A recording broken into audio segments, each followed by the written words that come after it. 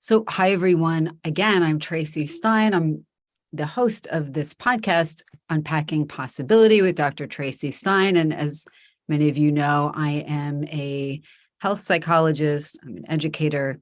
I do a lot of hypnosis. That's really what I'm most known for these days, and guided imagery. And I'm going to tie all of these things together tonight because really, what I'm going to talk about tonight is actually why we overeat. It sounds like, oh, well, we all know why we overeat, right? There are a lot of reasons why you're probably overeating that you're really familiar with, right? And almost all of us do it. But there may be ones that are counterintuitive, and those are the ones I wanted to talk about tonight. And I also wanted to talk about some things you can do. Many of them you're familiar with already. But, like many people, I myself have gained a few pounds. It's been the pandemic. I'm getting older. I'm home more, working from home. And, my clothes are tight too. And you don't have to have 200 pounds to lose to feel like you want to make some changes. And yet sometimes just, losing 5 pounds feels like it's harder than it needs to be. And I'm sure most of you already know so much about diet, about exercise. We are bombarded with information all of the time, but there's some information that we don't routinely get. And that's what I want to talk about tonight. And again, we'll have things that you can do. I'll do them with you. And I'm actually thinking of doing a workshop series. I'll post details and a link in the notes, the podcast notes, but where we can use some of these tools. And just to give you a preview, some of my favorites: hypnosis, self-hypnosis, guided imagery, because a lot of what affects our weight and our health behaviors is really in our minds. It's not just what we do with our bodies, right? It's that, but it's more. And we could almost talk about this as manifesting a healthier you, a healthier weight. Because, if you've heard me talk about manifesting, there's always kind of this little bit metaphysical component, but there's also this mundane component, right? We have to have a clear intention, and we have to have a plan, and we have to do earthly work. It's not usually, most things in life, right, that we want require some sort of mundane earthly effort. So I'll talk for a moment about some of the common reasons why we might be weighing a little bit more than we ideally want. And again, it doesn't have to be this huge thing, and we can still be perfectly happy and have some of our clothes be tight. And that's actually true. So please don't think that there's such a thing as a perfect weight. Everybody has kind of an idea of what's best for them. But one of the things I'll talk about is needing to be a little bit flexible, right? And not overly rigid. But some of you may not know about some of these reasons. So one is probably something we all do, and it's just being mindless, right? Not being in the present moment and aware.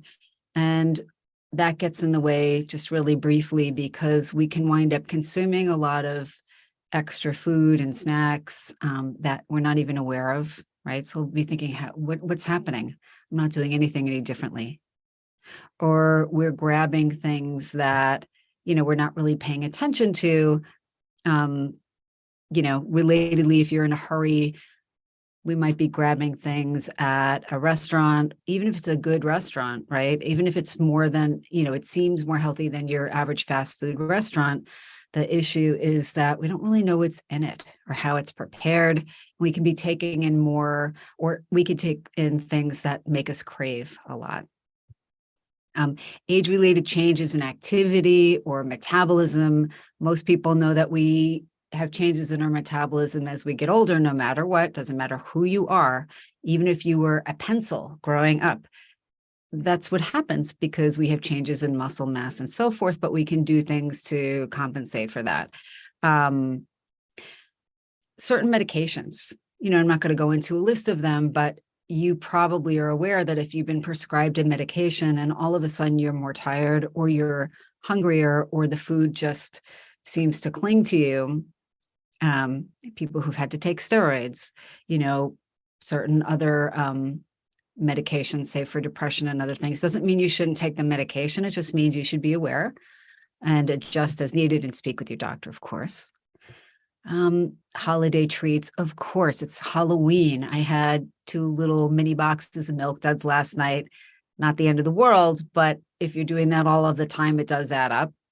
And of course, we have Thanksgiving coming and so forth. And, it's wonderful to be with family, to eat foods that remind us of happy moments with our loved ones. I would almost say just plan for that and be flexible with yourself, but then kind of get back to a healthy eating plan. You just say, oh, none of this is new. I will get to the new stuff. Stress, most people now know because it's been so publicized that stress leads to weight gain. And that can actually happen even if you're eating exactly the same things. Most people are not aware of that, right? And that's because what happens is when you are stressed, you have really significant stress, especially if it's going on for a long time. You have an ill family member, you're not enjoying your job, school is stressful, whatever it is, your relationship is having challenges, you're having financial challenges, whatever it is, your body secretes too much cortisol and you store more fat. And you will store it typically in the visceral fat, so in your abdomen, closer to your organs where it's more inflammatory. And that's actually a harder weight to get rid of. And honestly, when we're stressed, we just tend to be, some people eat less, especially if it's really severe stress. But I feel like the mild to moderate stress can trigger eating to self-soothe. And that's completely common. So if that's you, don't beat yourself up. Poor sleep. Now, interestingly, not surprisingly, if you are under a lot of stress, you are probably not sleeping well. If you have long COVID, if you are menopausal, if you are, just, again, going through a lot of change, you may find that it's really hard to sleep. And if your sleep is really interrupted or of poor quality or insufficient, you will find that you actually secrete more of a hunger hormone called ghrelin. Right? So not only are you more tired during the day, but you will crave more food and usually higher calorie food. And many of us have noticed, right, that food can be temporarily stimulating. You eat something and you feel more awake and you feel more engaged, right? You feel better because our brain sees food as a reward, especially certain foods. But it's not just you thinking that you're hungrier when you're under a lot of stress and you're not sleeping. You actually are hungrier. You will reach for things that are more self-soothing. And unfortunately, you'll have less energy for exercise and it becomes this vicious cycle, right? Stress, sleep deprivation, weight gain, and visceral fat storage. Some things that you may not know. So a lot of times people who have successfully lost weight may attribute this to willpower. And it's not that there is no effect of willpower. Willpower is important, but people can use it almost as a way of overlaying a moral kind of victory over weight loss or maintaining a healthy weight. Some people can get really nasty about weight. And we'll talk more about that in a moment. We don't like that, right? That's just, who wants to deal with that? But willpower is something that actually does decrease over the course of the day, right? So Stanford health psychologist Kelly McMonigal had a book out a few years ago talking about willpower, and she looked at this issue and the science of willpower. There's a science to it. And what she found is that the prefrontal cortex, a part of your brain that helps you to strategize and plan and delay gratification, is what's engaged when you're trying to make good decisions, delay gratification, or, swap something healthy for something that you would really prefer, if you're honest, right? Most people would rather have, chocolate or a cookie or pizza than salad after salad. Totally normal. So don't beat yourself up if that's you. It's most people. But what happens is that over the course of the day, your brain uses a lot of energy, and it uses extra energy when you are trying to exert willpower over something. So by the end of the day, you'll probably find that the thing that you were able to resist during the day, by the time you go out to dinner, there are also other social factors at play if you're going out to dinner with friends or your partner or whatever, but you will wind up having a much harder time eating a healthy portion of whatever you're eating, of ordering something that is probably going to be more conducive to meeting your goal of weight loss or maintenance or just being healthy. And what you'll also find, of course, that if you're having alcohol with dinner, and who doesn't enjoy a glass of wine or something with dinner, but you will find that you are, even more disinhibited. And it's so much easier then to consume more. You're disinhibited. So it means that you have less willpower. You care less about it.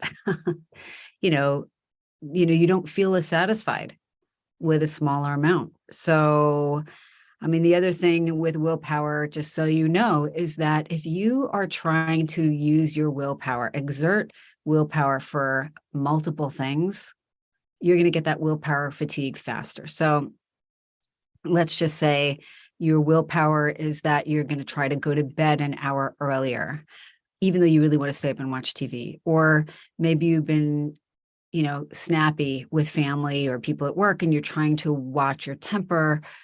Well, if you're trying to do that, there's a lot less energy by the end of the day, both for that goal and for the goal of eating healthy. So just keep that in mind. Self-control is really a very big picture thing, right? So make sure that you step back, you plan for rest, you plan for flexibility so that you don't feel that kind of willpower fatigue or frustration, right? Because what happens is when we're stressed, also managing stress is really an important factor in willpower, because stress makes us want the instant gratification. We want to make the bad feeling, the stress, the anxiety, the anger, the fatigue go away now. Now. We don't want to wait and say, I'll just get through another few hours of this and eat celery. Obviously, I hope you're eating more than celery. Some other things you may not be thinking of when you think of, well, why is it that a part of me, because, our minds, our psyche really can be thought of as having multiple parts. You might think it's just the you, this global you, but there's the you that wants to maybe eat healthier or lose a few pounds or whatever.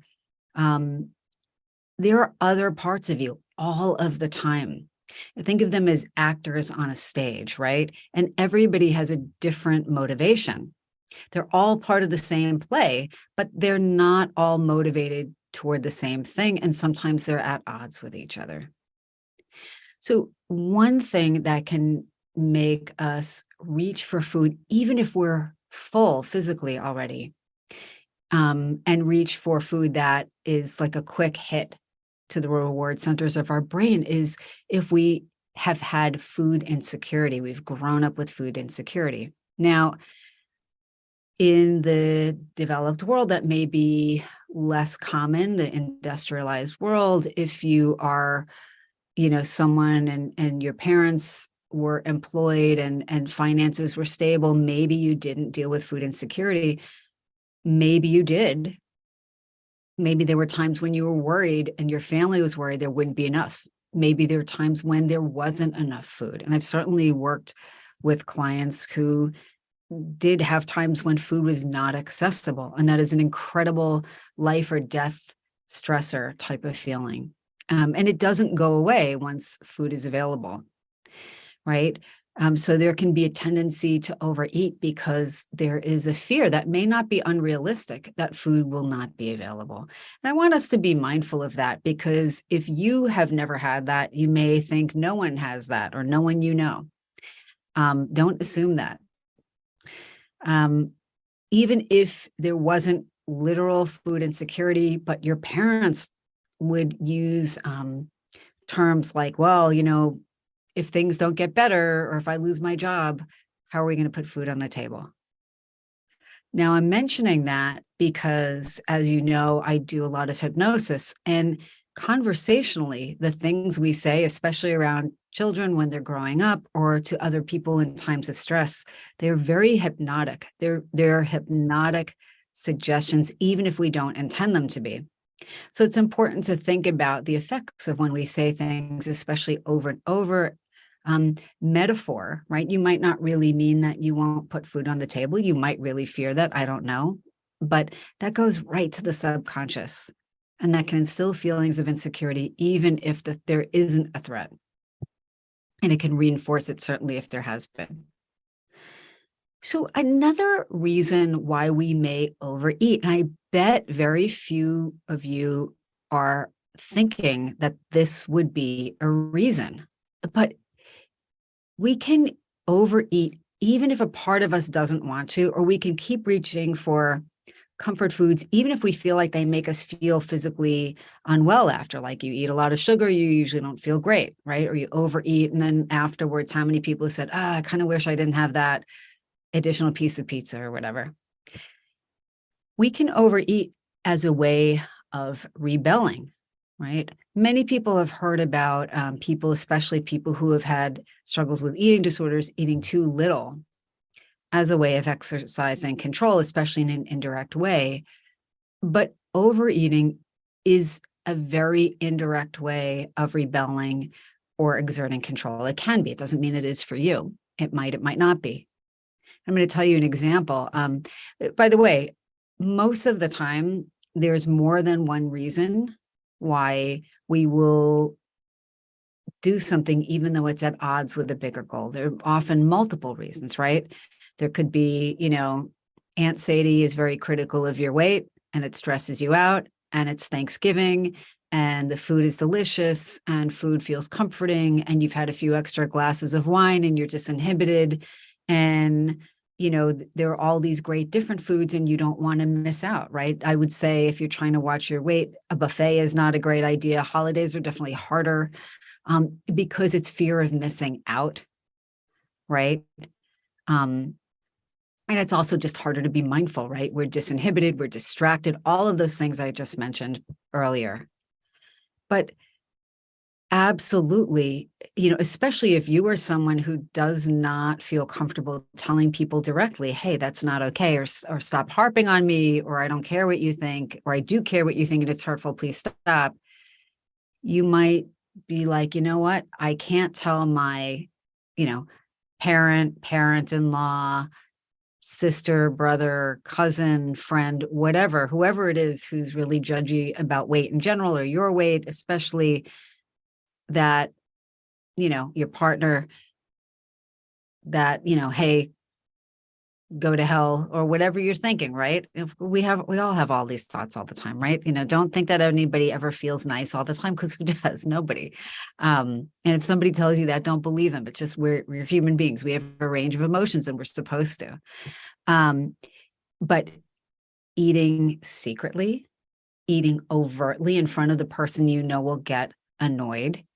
But often overeating or comfort eating in a rebellious way is something we may be only partially conscious of, or maybe not conscious at all. Often eating poorly or too much and so forth is also multifactorial. And that's just a kind of big word for saying there's several different reasons why we do it.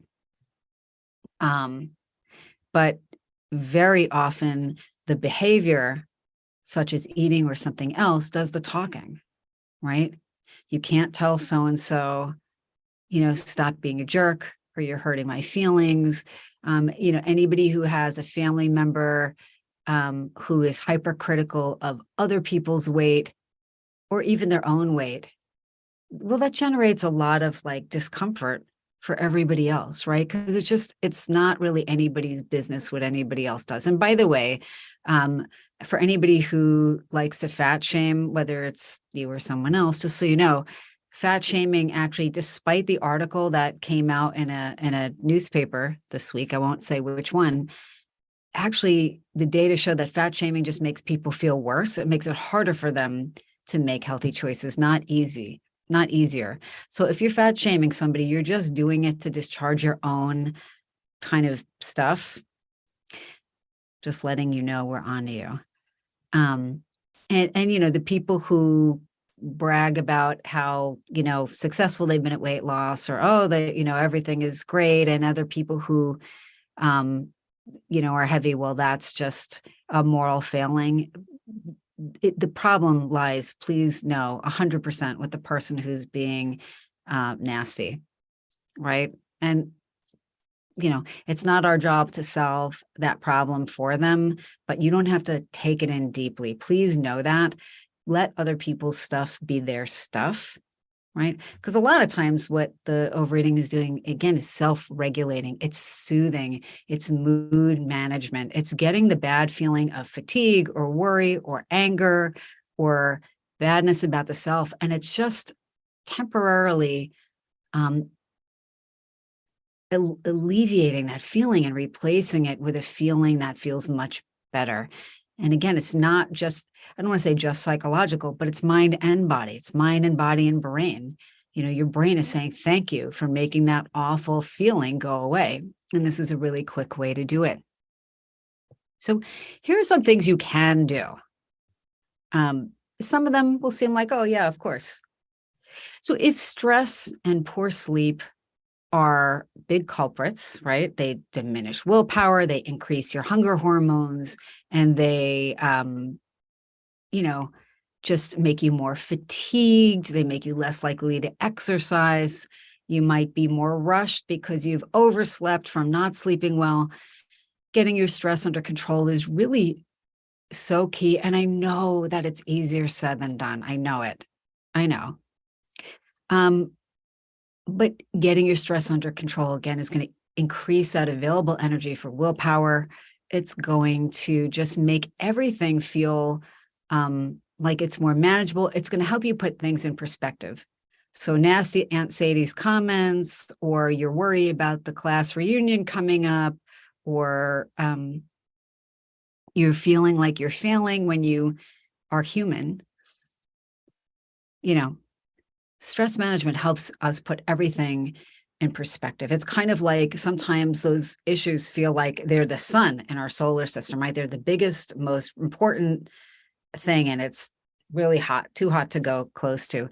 And we realize that's really just they're distant stars. They're just parts of our world. They're not the world.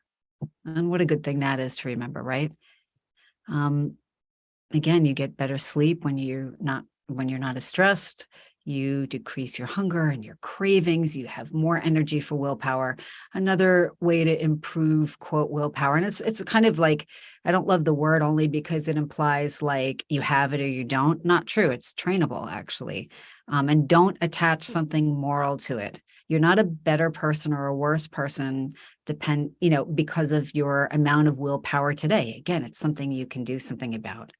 So train it, practice, set small goals that are achievable. Your brain loves succeeding. Those small successes are rewards that help keep you going, right? I wouldn't tell anyone to set a goal of losing 100 pounds, even if that's a broad goal. Start out with this month, right? And maybe it's 4 pounds. Or start out with this month and maybe it's just swapping out one less healthy snack for a healthier snack, or moving more. You know this. I'm telling you things that you know, a lot of them, but it's good to remember, right? Yeah. Also give your brain a rest. We're not meant to be robotic, and actually rigidity isn't really great. We want to be cognitively flexible, emotionally flexible. You're going to a birthday party unless there's a medical reason why you can't have a piece of cake, or unless you have something like binge eating disorder and that's a real trigger food for you, in those cases, you would maybe not want to have some cake. But for the most part, we can all have some cake, and you should enjoy it if you have it. Don't beat yourself up. Life is short. Honestly, enjoy it. Just think about things in the larger context. We talked about setting realistic goals, so you don't get discouraged. Strive for generally healthy behaviors. In the long run, that's what's going to serve you the best. Everything that you do, think of these health behaviors like sleeping well, meditating, always a good one, doing yoga or something that helps to calm the mind and body, exercising, eating well, all of that. These are spokes on a wheel, right? The wheel of your life and of your health. Don't think of any one thing as the thing. There's no spoke, that's the wheel, if you know what I'm saying, right? Mental rehearsal. Now we're going to get to the part that is kind of my area of specialization, the idea of mental rehearsal, but using techniques like guided imagery, using techniques like self-hypnosis. And, much of guided imagery is hypnotic. I'm just going to quickly remind you of what hypnosis is, because hypnosis is something that we go in and out of every day. It gets this bad rap in the movies and TV shows as this kind of like scary thing that it isn't necessarily. It might be. Oh, I'm seeing people waving. Hi. Oh, and grounded therapist, Rachel. Thank you. So seriously, mind your own plate. Amen to that. I can't agree with you more. Mind your own plate. That's awesome. That should be a bumper sticker. But yeah, hypnosis is a definition of hypnosis. Hypnosis would be a state of enhanced concentration on something specific, and focus on something specific, and decreased attention to everything else. And look, that happens to us all the time naturally. So just as an aside, even if you think you don't, you do. You go in and out of trance states all the time, right? You do, I do, most people do. I'm not sure I'm aware of someone who doesn't. I'm sure there's someone who doesn't, but you do, I do, and it's great. So when you're reading a good book and you are lost in the story and you can hear what the characters are saying and see what they're wearing and where they live and smell somebody's perfume in a two-dimensional book, on a two-dimensional page, that's a hypnotic trance state, right? If you're in a movie theater, you're watching the movie. You are, finding your heart racing as there's action going on, or, you're jumping in your seat if it's a scary movie, or you're feeling tenderness in your heart if it's a romance. Even though if you're in the theater, you're sitting in a pleather seat next to strangers, perhaps, maybe there's sticky popcorn on the floor and you're looking at a screen that's just populated by millions of dots that make up the visual imagery. But in your mind's eye, that is a multi-dimensional, emotion-laden, exciting space. That's a hypnotic trance state. So you all and I have a natural aptitude, a natural ability to go in and out of hypnotic states. And like I mentioned before, sometimes that's less good, right? Somebody says something, how am I going to put food on the table? And you have this kind of trance of food insecurity, whether or not that's true. Well, we can use that natural ability to help you rehearse making healthy choices before you actually do it.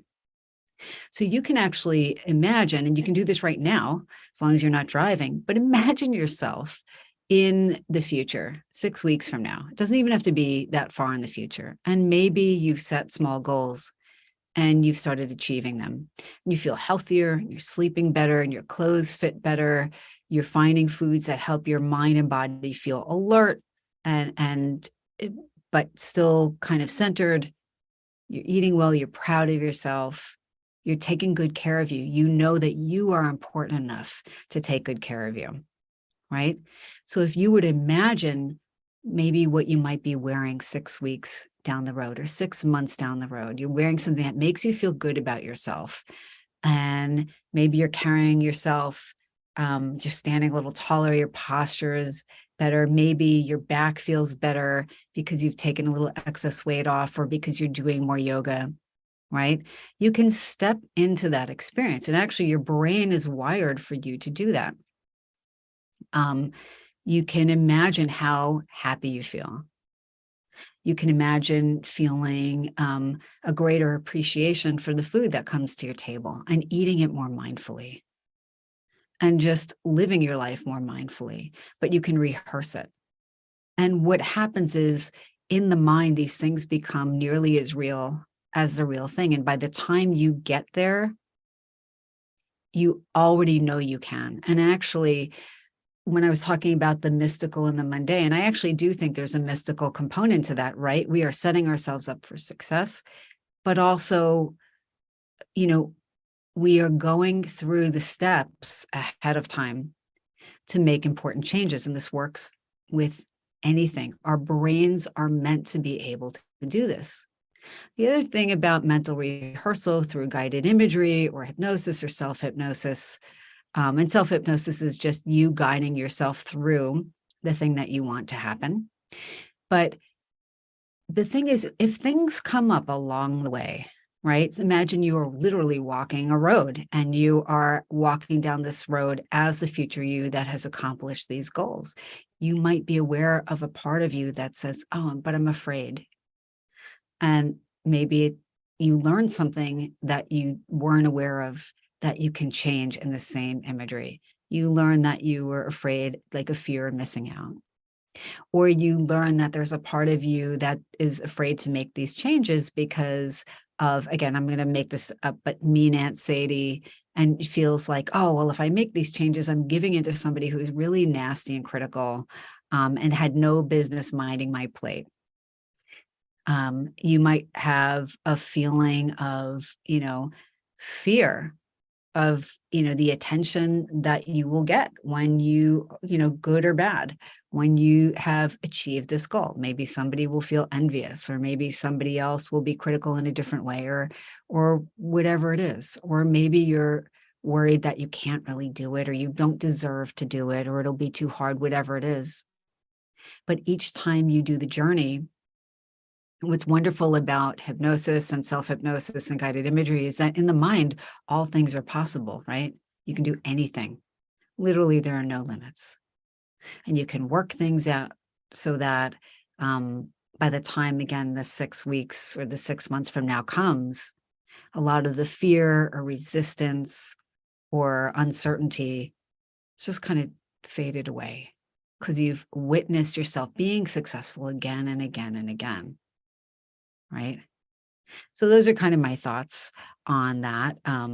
Again, there's a lot we can all do to make the process of taking care of ourselves by eating better and maybe taking off a few extra pounds if we've gained them, if we feel we want to. And again, I don't think there's one right weight for everybody. I don't even think there's one right weight for me. I can love myself now. I can love myself 5 pounds ago. I can love myself 5 pounds from now. And I hope you can too, because obviously there's so much more to us. We couldn't possibly measure our worth by a number on a scale. I mean, come on now. And anybody who doesn't see that, that's really their stuff. So again, I'm toying with the idea of doing maybe like a 6-week workshop using guided imagery and self-hypnosis and some other exercises to help people make healthy changes related to eating better and embracing a healthier self and a healthier weight. If this is of interest to you, you can drop me a comment. I'll also, again, post a link in the comments. But until next time, I want to say thank you so much for joining me, whether you see this now live, my impromptu live podcast, or in the future. And as always, I wish you all the very best. Be well.